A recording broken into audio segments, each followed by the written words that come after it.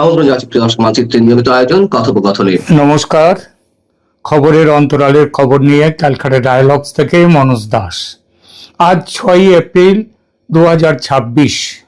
ঢাকার রাজপথ থেকে দিল্লির সাউথ ব্লক অনেক জায়গাতেই আজ একটা বিষয় নিয়ে আলোচনা চলছে।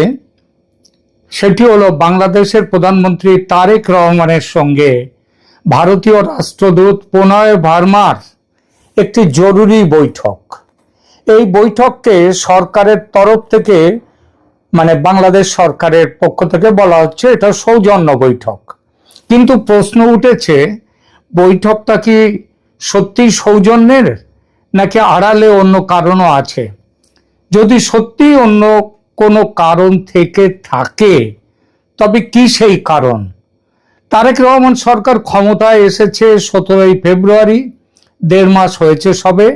তার মধ্যে প্রধানমন্ত্রীর সঙ্গে আগে একবার সৌজন্য সাক্ষাৎ করেছেন ভারতীয় রাষ্ট্রদূত প্রণয় ভার্মা। এখন আবার হঠাৎ নতুন করে সৌজন্য জানাবার কি প্রয়োজন পড়ল? বিশেষ করে যখন বাংলাদেশ সংসদে বিভিন্ন গুরুত্বপূর্ণ বিষয়ের উপর আলোচনা চলছে ও প্রধানমন্ত্রী তারেক রহমান রীতিমতো ব্যস্ত সংসদের সেই সব আলোচনা নিয়ে, তখন আজ 6 এপ্রিলের সকালে ভারতীয় রাষ্ট্রদূতের কেন হঠাৎ সৌজন্য সাক্ষাতের দরকার পড়ল? কি এমন গুরুত্বপূর্ণ বিষয় যে পূর্ব নির্ধারিত সূচি না থাকা সত্ত্বেও প্রণয় ভার্মা দেখা করতে চাইলেন প্রধানমন্ত্রীর সঙ্গে এবং প্রধানমন্ত্রী তারেক রহমান রাজিও হয়ে গেলেন সাক্ষাৎ করতে? যুগান্তর বাংলাদেশের পেপার জানাচ্ছে, সাক্ষাতের পর বাংলাদেশ প্রধানমন্ত্রীর পররাষ্ট্র বিষয়ক উপদেষ্টা হুমায়ুন কবির তিনি অপেক্ষমান সাংবাদিকদের বলেছেন, ভারতের সঙ্গে শেখ হাসিনার আমলে যে সম্পর্ক ছিল সেই অধ্যায় শেষ। প্রশ্ন উঠতে পারে, প্রশ্নটা এই কারণে ওঠে যে সাক্ষাৎটা যখন নিছক সৌজন্যের, তখন হঠাৎ হাসিনার আমলের সম্পর্কের কথা উঠল কেন? তাহলে কি বৈঠকে শেখ হাসিনা এবং আওয়ামী লীগ সম্পর্কিত কোনো বার্তাই কি প্রধান আলোচ্য বিষয় ছিল? হুমায়ুন কবির সাহেব সে বিষয়ে কিছু বলেননি। তবে এই খবর যে এই সাক্ষাতের সবচেয়ে বড় কারণ সেটা বোঝা গেছে পররাষ্ট্র উপদেষ্টার কথার ধরনে। খুব সঙ্গত কারণে যুগান্তর পত্রিকা তাই এই খবরটিকে তাদের হেডলাইন করেছে। আর আমার কাছেও বিভিন্ন অসমর্থিত কিন্তু নির্ভরযোগ্য সূত্র থেকে খবর এসেছে এই বিশেষ বিষয়টি, অর্থাৎ আওয়ামী লীগের প্রত্যাবর্তন নিয়ে সরকার প্রধানের স্পষ্ট মতামত জানাটাই ছিল আজকের তারেক রহমান ও প্রণয় ভার্মার আলোচনার মূল বিষয়। আগামীকাল একটি আন্তর্জাতিক সম্মেলনে যোগ দিতে বাংলাদেশের পররাষ্ট্রমন্ত্রী খলিলুর রহমান দিল্লি সফর করছেন। সেখানে সম্মেলনের সাইড লাইনে তিনি দীর্ঘ বৈঠক করবেন ভারতের পররাষ্ট্রমন্ত্রী ডক্টর এস জয়শঙ্করের সঙ্গে এবং আলাদাভাবে আরও একটি বৈঠক করবেন ভারতের জাতীয় নিরাপত্তা উপদেষ্টা অজিত ডোভালের সঙ্গে। সেই দুই বৈঠকে বিভিন্ন বকেয়া বিষয় নিয়ে, দুদেশের বকেয়া বিষয় নিয়ে আলোচনা হবেই। কিন্তু তার ঠিক আগের দিন সকালে ভারতীয় রাষ্ট্রদূতের একেবারে প্রধানমন্ত্রীর সঙ্গে হঠাৎ করে সাক্ষাৎ করতে যাওয়াটা কি বেশ অদ্ভুত লাগছে না আপনাদের কাছে? না লাগলে কিছু বলার নেই আমার। তবে আমার কাছে ঘটনাটা কিন্তু অদ্ভুত, আবার অদ্ভুত নয়। এর পেছনের কারণটা যখন মনে পড়ল, দিল্লি থেকে বিভিন্ন সূত্র থেকে যেসব খবর আসছে তার ভিত্তিতে বলতে বাধ্য যে এই দেখা করাটা আদৌ সৌজন্য জ্ঞাপনের তাগিদে নয়। প্রণয় ভার্মাকে ভারত সরকার স্পষ্ট নির্দেশ দিয়েছে স্বয়ং প্রধানমন্ত্রীর সঙ্গে দেখা করে একটা বিষয় স্পষ্ট করে জানতে এবং আর একটা বিষয়ও ভারতের পক্ষ থেকে স্পষ্ট করে জানাতে। প্রথমে বলি, ভারত কোন বিষয়টা স্পষ্ট করে জানতে চেয়েছে প্রধানমন্ত্রী তারেক রহমানের কাছ থেকে। বিষয়টি আওয়ামী লীগ নিষিদ্ধকরণ সম্পর্কিত ইউনূস আমলের অধ্যাদেশটিকে বর্তমান সরকার আইনে রূপান্তরিত করে আওয়ামী লীগের নির্বাসনকে দীর্ঘস্থায়ী করার সিদ্ধান্ত নিয়েছে কিনা, এই বিষয়টি খোদ প্রধানমন্ত্রীর কাছ থেকে শুনে নেওয়া এবং জেনে নেওয়া, সেই জানাটা ভারত সরকারকে আবার জানিয়ে দেয়া। আর দ্বিতীয় কাজটি ছিল প্রণয় ভার্মার, যে প্রধানমন্ত্রী তারেক রহমানকে জানানো যে আওয়ামী লীগের বিষয়ে বাংলাদেশ সরকার যে সিদ্ধান্ত গ্রহণ করবে তার উপর নির্ভর করবে বাংলাদেশের সঙ্গে সম্পর্ক স্বাভাবিক ও উন্নত করার বিষয়টি। যদি আওয়ামী লীগের বিষয়ে বাংলাদেশ সরকার ইতিবাচক পদক্ষেপ নেয়, ভারত খুশি হবে। কেননা প্রথম থেকেই বাংলাদেশে অন্তর্ভুক্তিমূলক রাজনীতির কথা বলে আসছে ভারত। নির্বাচনের আগে ভারত বলেছিল আওয়ামী লীগকে নির্বাচনে অংশগ্রহণের সুযোগ দিতে। ভারতের অনুরোধ মান্যতা পায়নি ইউনূস সরকারের কাছে। এরপর নির্বাচন হয়ে যাওয়ার পর ভারত সরকার বারবার চেয়েছে নির্বাচন উত্তর দেশে ইনক্লুসিভ রাজনীতির পত্তন হোক। সেটা হলে গণতন্ত্রের বিকাশ যেমন সম্ভব, তেমনি দেশে মৌলবাদী চিন্তাধারার বিপরীতে সেকুলার আদর্শ তার যে প্রচার সেটা শক্তপোক্ত হবে। আর সেটা শুধু বাংলাদেশ নয়, ভারতের নিরাপত্তার দিক থেকেও জরুরি। নির্বাচনের আগে তারেক রহমান এই ব্যাপারে ভারতকে স্পষ্ট আশ্বাস দিয়েছিলেন, আর তার জন্যই ভারত সমর্থন দিয়েছিল তারেক রহমানকে এবং বিএনপিকে। কিন্তু ঘটনা যেদিকে গড়াচ্ছে এখন, যেভাবে ইউনূস আমলের এই সম্পর্কিত অধ্যাদেশটিকে আইনে রূপান্তরিত করতে অগ্রণী হয়েছে তারেক রহমান সরকার, তাতে ভারত রীতিমতো ক্ষুব্ধ। আর প্রণয় ভার্মার ওপর দায়িত্ব পড়েছিল তারেক রহমানের সঙ্গে দেখা করে বিষয়টি তার মুখ থেকে সরাসরি জেনে নেওয়া ও সেই মোতাবেক ভারত সরকারকে বিষয়টি জানানো, যাতে আগামীকাল খলিলুর রহমানের সঙ্গে আলোচনায় ভারত কোন পথে চলবে সেটা ঠিক করে নিতে পারে আগে ভাগে। এর ওপর ভিত্তি করে আগামীতে খলিলুর রহমানের সঙ্গে বৈঠকে ভারত ঠিক করবে বাংলাদেশের সঙ্গে সম্পর্ক এগিয়ে নিয়ে যাবে, নাকি এখানে পূর্ণচ্ছেদ টানবে, নাকি কমা সেমিকোলন দেবে। তারেক রহমানের সঙ্গে বৈঠকে কি কথা প্রণয় ভার্মা জেনেছেন ও ভারত সরকারকে জানিয়েছেন, সেই সংবাদ এই মুহূর্তে আমার কাছে নেই, তবে পাবো। ওই যে পররাষ্ট্র উপদেষ্টার সাংবাদিক সম্মেলনে বলা কথা, ভারতের সঙ্গে শেখ হাসিনার আমলে যে সম্পর্ক ছিল সেই অধ্যায় শেষ। তারপরে তিনি আবারও বলেছেন এখন থেকে দুই দেশের মধ্যে সম্পর্কটা হবে শ্রদ্ধার এবং সাম্যতার। সমতা, আমরা সমান জায়গায়, মানে কেউ দাদা নয় কেউ ভাই নয়, দুজনেই সমান, এই জায়গাতে যাবে, এইটা তিনি বলেছেন। এই কথাগুলো ইঙ্গিত দিচ্ছে এই বিষয়ে আলোচনাটাই ছিল প্রধান আলোচ্য, এবং তারেক রহমান সরকার আওয়ামী লীগকে 1 ইঞ্চি জমি ছাড়তে রাজি নয়। আর এই রাজি না হওয়াটা দেখলে বলা যায় যে খলিলুর রহমান ও জয়শঙ্করের মধ্যে বৈঠক ফলপ্রসূ হবে না। অজিত ডোভাল আবার একটা সন্ত্রাসী বেস, তার তালিকা, লম্বা লিস্ট ধরিয়ে দেবেন খলিলুর রহমানের হাতে। আজকের রাষ্ট্রদূত ও প্রধানমন্ত্রীর সৌজন্য সাক্ষাৎটা আগামীকাল খলিলুর রহমান যে দুটো হাই প্রোফাইল বৈঠক করবেন তার বেসলাইন হবে। এস জয়শঙ্কর ভারতের পররাষ্ট্রমন্ত্রীর কূটনীতির সেই ঝানু খেলোয়াড়, যিনি স্বার্থের প্রশ্নে আপোষহীন। তিনি চাইবেন বাংলাদেশের নতুন সরকারের কাছ থেকে সুনির্দিষ্ট প্রতিশ্রুতি। আর অজিত ডোভাল, তার নজর থাকবে নিরাপত্তা ও কৌশলগত দিকে। উত্তর পূর্ব ভারতের বিচ্ছিন্নতাবাদীদের দমনে বাংলাদেশের মাটিকে যেন ব্যবহার করতে না দেয়া হয়, সেটাই হবে তার প্রধান লক্ষ্য। এবং ব্যবহার করতে দেয়া হলে ভারত কি করবে সেটাও পরিষ্কার বলে দিয়ে দেবেন। আর এই সব কিছুর গোড়ায় আছে তারেক রহমান সরকার নমনীয় কি না, যে সংকেত আজকেই পেয়ে গেছেন প্রণয় ভার্মা তার কাছ থেকে, এবং জানিয়ে দিয়েছেন ভারত সরকারকে। খলিলুর রহমানের জন্য এই যে দিল্লি সফরটি মোটেই সহজ হবে না, কারণ তার টেবিলের ওপাশে থাকা মানুষগুলো কেবল দ্বিপাক্ষিক সম্পর্ক নিয়ে কথা বলবেন না, তারা কথা বলবেন বাংলাদেশ আওয়ামী লীগের ভবিষ্যৎ নিয়ে। বাংলাদেশে ইনক্লুসিভ রাজনীতি আসছে কিনা সেটা নিয়ে কথা বলবেন। আমরা জানি না তারেক রহমান এই ব্যাপারে কি বলেছেন। এমনও হতে পারে তিনি আওয়ামী লীগের বিষয়ে গোপনীয়তা দেখাবার কথা বলে, নমনীয়তা দেখাবার কথা বলে থাকতে পারেন।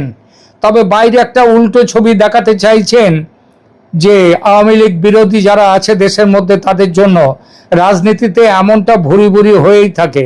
রাজনীতিবিদদের গ্যালারি শো দিতেই হয়। তবে যেটাই করে থাকুন তারেক রহমান আজ, সেটাই সত্যি, যেটা সেটা আজ না হোক কাল ঠিক বেরিয়ে পড়বেই, চেপে রাখা যাবে না। মাত্র 4 দিনের মধ্যে ইরানে রেজিম চেঞ্জের ঘোষণা দিয়ে আক্রমণ শুরু করেছিলেন ট্রাম্প ও নেতানিয়াহু। 4 দিন কেন, 4 সপ্তাহ পেরিয়ে সে যুদ্ধ এখন পা দিয়েছে 6ষ্ঠ সপ্তাহে। এর মধ্যে বেশ কয়েকবার ট্রাম্পের মুখে শোনা গিয়েছে একটি কথা, তিনি জিতে গেছেন, শিগগিরই ইরান যুদ্ধ শেষ হচ্ছে। কিন্তু বাস্তবতা হলো মধ্যপ্রাচ্যের এই যুদ্ধ এখন এক চরম অনিশ্চিত ও ধ্বংসাত্মক মোড় নিয়েছে। যুদ্ধকে ঘিরে কূটনীতির অলিগুলি এবং জ্বালানি বাজারের অস্থিরতা যে স্তরে পৌঁছেছে তাতে স্পষ্ট বিশ্ব এক দীর্ঘস্থায়ী সংঘাতের অতল গহ্বরে পা দিয়ে ফেলেছে। তেহরানের আকাশে মার্কিন যুদ্ধবিমান ভূপাতিত হওয়া, পারস্য উপসাগরের সংকীর্ণ জলপথে ইরানের একচ্ছত্র নিয়ন্ত্রণ বজায় রাখা এবং কূটনৈতিক আলোচনার সকল প্রচেষ্টাকে কানাগলি বা চূড়ান্ত ব্যর্থতায় পর্যবসিত করার মধ্য দিয়ে ডোনাল্ড ট্রাম্পের সমর কৌশল এখন খোদ আমেরিকার ভেতরেই তীব্র সমালোচনার মুখে পড়েছে। অবস্থা এমন সঙ্গীন যে ট্রাম্প এই যুদ্ধ থেকে বের হয়ে আসার পথ খুঁজে পাচ্ছেন না। এরই মধ্যে সাধারণ আমেরিকানদের মধ্যে বাড়ছে চরম হতাশা এবং আন্তর্জাতিক আইন বিশেষজ্ঞরা তুলেছেন আমেরিকার ইসরায়েলের বিরুদ্ধে যুদ্ধাপরাধের অভিযোগ। একদিকে ওয়াশিংটন যখন 15 দফার শান্তি প্রস্তাব নিয়ে দাঁড়ে দাঁড়িয়ে ঘুরছে, অন্যদিকে ইরান তখন তাদের জ্বালানি অস্ত্র হরমুজ প্রণালীকে ব্যবহার করে বৈশ্বিক সরবরাহ ব্যবস্থাকে পঙ্গু করে দেওয়ার পথে অবিচল রয়েছে। এই মহাপ্রলয়ের ঢেউ এখন আসছে পড়ছে বাংলাদেশের উপকূলেও, যেখানে সরকারের পক্ষ থেকে জ্বালানি সংকট নেই দাবি করলেও মাঠের তথ্য ভিন্ন কথা বলছে। বাংলাদেশের জ্বালানি সংকটের চিত্র কতটা ভয়াবহ তা পেট্রোল পাম্পগুলোর সামনে নির্ঘুম মানুষের লাইনে বলে দিচ্ছে। এর মধ্যে অর্থমন্ত্রী অশনি সংকেতের কথা জানিয়ে দিয়েছেন, জিনিসপত্রের দাম বাড়ছে। বিস্তারিত জানতে চলুন যা যাক বিশ্লেষণে।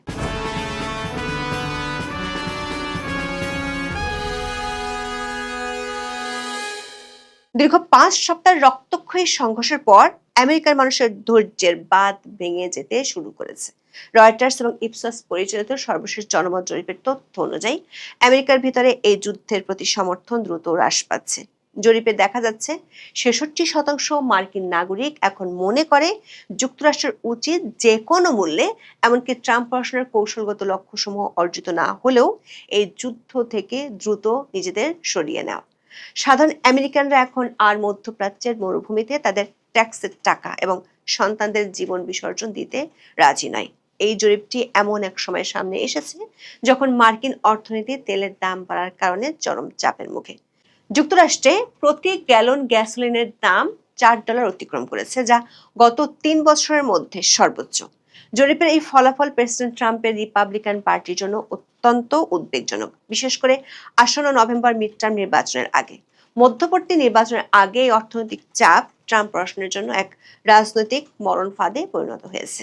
রাজনৈতিক বিশ্লেষকরা মনে করছেন, যদি এই যুদ্ধ আরো দীর্ঘায়িত হয় তবে রিপাবলিকানরা হাউস এবং সিনেট উভয় কক্ষেই তাদের নিয়ন্ত্রণ হারাতে পারে। আমেরিকানরা এখন বুঝতে পারছে তেহরানে বোমা ফেলা যতটা সহজ ছিল, তার অর্থনৈতিক প্রতিক্রিয়া সামাল দেওয়া ততটাই কঠিন। এই অভ্যন্তরীণ চাপে দিশেহারা ট্রাম্প প্রশাসন। ট্রাম্প নিজেই এখন পথ খুঁজছেন যুদ্ধ থেকে সরে আসার। কিন্তু ট্রাম্পের জন্য দুঃসংবাদ হলো, মানবাধিকার এবং আন্তর্জাতিক আইন অঙ্গনে শুরু হয়েছে নতুন বিতর্ক। শতাধিক মার্কিন বিশেষজ্ঞ এবং আন্তর্জাতিক আইন বিশ্লেষক একটি খোলা চিঠি দিয়েছেন, যেখানে ইরানের যুক্তরাষ্ট্রের হামলাকে যুদ্ধাপরাধ হিসেবে অভিহিত করা হতে পারে বলে সতর্ক করা হয়েছে। এই চিঠিতে তারা দাবি করেছেন, ইরানের চালানো বর্তমান সামরিক অভিযান কেবল আন্তর্জাতিক আইনের লঙ্ঘনই নয়, বরং এটি সুস্পষ্ট যুদ্ধাপরাধের পর্যায়ে পড়ে। ইরানের বন্দর আব্বাস এলাকায় একটি গার্লস স্কুলে মার্কিন হামলায় 170 জন নিহত হওয়ার প্রাথমিক তদন্ত প্রতিবেদন এই ক্ষোভকে আরো উস্কে দিয়েছে। বিশেষ করে ডোনাল্ড ট্রাম্পের সাম্প্রতিক হুমকি, যেখানে তিনি ইরানের বিদ্যুৎ কেন্দ্র, সেতু এবং গুরুত্বপূর্ণ বেসামরিক অবকাঠামো ধ্বংস করার কথা বলেছেন, তাকে আন্তর্জাতিক অপরাধ আদালতের রোম সংবিধির পরিপন্থী হিসেবে অভিহিত করা হয়েছে। ন্যাটোর অনেক মিত্র দেশ ইতিমধ্যে এই যুদ্ধ থেকে দূরত্ব বজায় রাখতে শুরু করেছে। গত 48 ঘন্টার সবচেয়ে উল্লেখযোগ্য কূটনৈতিক ঘটনা হলো পাকিস্তানের ইসলামাবাদে প্রস্তাবিত শান্তি আলোচনার চূড়ান্ত ব্যর্থতা। যুক্তরাষ্ট্র পাকিস্তানের মাধ্যমে ইরানের কাছে একটি 15 দফার শান্তি প্রস্তাব পাঠিয়েছিল, যার বিনিময়ে একটি 48 ঘন্টার যুদ্ধবিরতির প্রস্তাব দেওয়া হয়েছিল। কিন্তু ইরানের আধা সরকারি ফার্স্ট নিউজ এজেন্সি নিশ্চিত করেছে তেহরান এই প্রস্তাব সরাসরি প্রত্যাখ্যান করেছে। ইরানের সামরিক মুখপাত্ররা জানিয়েছেন তারা ওয়াশিংটনের কোনো একতরফা শর্ত মানবেন না এবং আলোচনার টেবিলে বসার আগে যুক্তরাষ্ট্রকে আক্রমণকারী হিসেবে ক্ষমা চেয়ে ক্ষতিপূরণ দিতে হবে। পাকিস্তানের পররাষ্ট্রমন্ত্রী ইসাক দার এই আলোচনার ভেন্যু হিসেবে ইসলামাবাদকে প্রস্তুত রাখলেও ইরান সেখানে তাদের কোনো প্রতিনিধি পাঠাতে রাজি হয়নি। পাকিস্তানের পররাষ্ট্র দপ্তর স্বীকার করেছে আলোচনায় ব্যাপক প্রতিবন্ধকতা রয়েছে এবং পরিস্থিতি বর্তমানে একটি কানাগুলিতে আটকে আছে। পাকিস্তান নিজের স্বার্থে এই যুদ্ধের অবসান চায়, কারণ হরমুজ প্রণালী বন্ধ থাকায় এবং তেলের দাম বাড়ায় পাকিস্তানের ভঙ্গুর অর্থনীতি আরো খাদের কিনারে চলে গেছে। তবে তেহরানের পক্ষ থেকে স্পষ্ট জানিয়ে দেওয়া হয়েছে তারা যুক্তরাষ্ট্রের সাথে সরাসরি বা পরোক্ষ কোনো আলোচনায় এই মুহূর্তে আগ্রহী নয়। ডোনাল্ড ট্রাম্প যখন ট্রুথ সোশ্যালে দাবি করছেন ইরান আলোচনার জন্য মরিয়া, তখন ইরানের পররাষ্ট্র মন্ত্রণালয়ের মুখপাত্র ইসমাইল বাঘাই একে মানসিক বিভ্রম বলে মন্তব্য করেছেন। আমেরিকার কূটনৈতিক ব্যর্থতা আর ট্রাম্পের পরাজয় এখানে স্পষ্ট।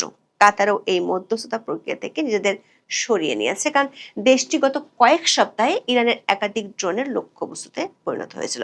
বরং উল্টো ইরান তাদের সামরিক সক্ষমতার জানান দিচ্ছে। তারা একটি মার্কিন F-15E স্ট্রাইক ইগল এবং একটি A-10 ওয়ার্থ হক আক্রমণকারী বিমান ভূপাতিত করেছে। এই ঘটনাটি ট্রাম্প প্রশাসনের আকাশপথে নিরঙ্কুশ আধিপত্যের দাবিকে বড় ধরনের ধাক্কা দিয়েছে। মার্কিন স্পেশাল ফোর্সের হেলিকপ্টারগুলো উদ্ধার অভিযান চালাতে গিয়ে ইরানি গুলিবর্ষণের মুখে পড়েছে এবং বেশ কয়েকজন সেনা আহত হয়েছে। ইরানের পার্লামেন্টের স্পিকার মোহাম্মদ বাগের গালিবাফ এই পরিস্থিতি নিয়ে ব্যঙ্গ করে বলেছেন, আমেরিকার অহংকার এখন মাটির গর্তে পাইলট খুঁজে বেড়াচ্ছে। দর্শক, বাঘার শীর্ষ নেতা নিহত হওয়ার পরও এই যে অসীম ক্ষমতাধর আমেরিকার ইসরায়েলকে ইরান 5 সপ্তাহ ধরে নাকানি চুবানি খাওয়াচ্ছে, তার মূল কারণ কি? কেন ট্রাম্প এই যুদ্ধ থেকে সরিয়ে আসার জন্য সম্মানজনক পথ খুঁজছেন? শুধু কি ইরানের সামরিক সক্ষমতা? আন্তর্জাতিক বিশ্লেষকরা বলছেন মোটেই তা নয়, বরং হরমুজ প্রণালীর উপর নিয়ন্ত্রণ, যার মাধ্যমে ইরান পুরো বিশ্বের তেলের বাজারের উপর ছড়ি ঘোরাচ্ছে। বিশ্ব অর্থনীতির জন্য সবচেয়ে ভীতিকর খবরটি এসেছে মার্কিন গোয়েন্দা সংস্থা CIA এর সর্বশেষ মূল্যায়ন থেকে। তারা জানিয়েছে ইরান অদূর ভবিষ্যতে হরমুজ প্রণালীর উপর থেকে তাদের নিয়ন্ত্রণ শিথিল করার কোনো পরিকল্পনা করছে না। বিশ্ব বাণিজ্যের প্রায় 5 ভাগের 1 ভাগ জ্বালানি তেল এবং LNG এই রুটে প্রবাহিত হয়। ইরান এই জলপথকে তাদের একমাত্র এবং প্রধান লিভারেজ বা দাবার গুটি হিসেবে ব্যবহার করছে, যাতে ওয়াশিংটনকে দ্রুত যুদ্ধবিরতিতে বাধ্য করা যায়। ইরান এখন এই প্রণালী পারাপারের জন্য পে টু পাস বা শুল্ক ব্যবস্থা চালু করার প্রস্তাব দিয়েছে, যা ওমানের সাথে সমন্বিতভাবে কার্যকর করার কথা বলা হচ্ছে। এই ব্যবস্থাটি আন্তর্জাতিক আইন অনুযায়ী অগ্রহণযোগ্য হলেও ইরান এটি তাদের যুদ্ধ পরবর্তী পুনর্গঠন তহবিলের উৎস হিসেবে ব্যবহার করতে চায়। ট্রাম্পের দাবি অনুযায়ী তিনি তেল নিয়ে নেবেন এবং ভাগ্য গড়বেন, কিন্তু বিশেষজ্ঞদের মতে সামরিক শক্তি দিয়ে এই সরু প্রণালী দীর্ঘ সময় উন্মুক্ত রাখা প্রায় অসম্ভব। এর মধ্যে একটি প্রশ্ন বড় হয়ে উঠেছে, সেটি হলো কে জিতেছে এই যুদ্ধে। Center for Strategic and International স্টাডিজের বিশ্লেষক ড্যানিয়েল বাইম্যানের মতে এই যুদ্ধের জয় পরাজয়ের সংজ্ঞাটা বেশ ধোয়াটে। সামরিক দিক থেকে দেখলে যুক্তরাষ্ট্র ও ইসরায়েল সফল। তারা ইরানের সর্বোচ্চ নেতা আয়াতুল্লাহ খামেনিকে হত্যা করেছে এবং ইরানের নৌবাহিনীর 90% ধ্বংস করেছে। কিন্তু কৌশলগত দিক থেকে ইরান এক বিরাট জয় পাচ্ছে, কারণ তারা আমেরিকার জোটগুলোকে দ্বিধাবিভক্ত করে দিয়েছে এবং বৈশ্বিক অর্থনীতিকে জিম্মি করতে সক্ষম হয়েছে। প্রশ্ন হলো, ট্রাম্প কি তবে হেরে গেছেন? বাইম্যানের মতে ট্রাম্প যে দ্রুত ও সহজ যুদ্ধের প্রতিশ্রুতি দিয়েছিলেন তা ব্যর্থ হয়েছে। যুক্তরাষ্ট্র এখন তাদের দামি টমাহক এবং প্যাট্রিয়ট মিসাইলগুলো শেষ করে ফেলেছে, যা ইউরোপ বা এশিয়ার অন্য কোনো সংকটে তাদের দুর্বল করে দেবে।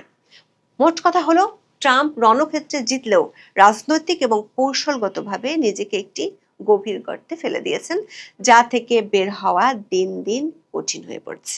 আরেকটি গুরুত্বপূর্ণ প্রশ্ন, ইরান যুদ্ধ কবে এবং কিভাবে শেষ হবে? এই যুদ্ধের সমাপ্তি নিয়ে সামরিক বিশ্লেষকদের মধ্যে ভিন্ন ভিন্ন মত থাকলেও ওয়ার অন দ্য রক্স এর মতো প্ল্যাটফর্মে আলোচিত কৌশলগুলো একটি নির্দিষ্ট ইঙ্গিত দেয়।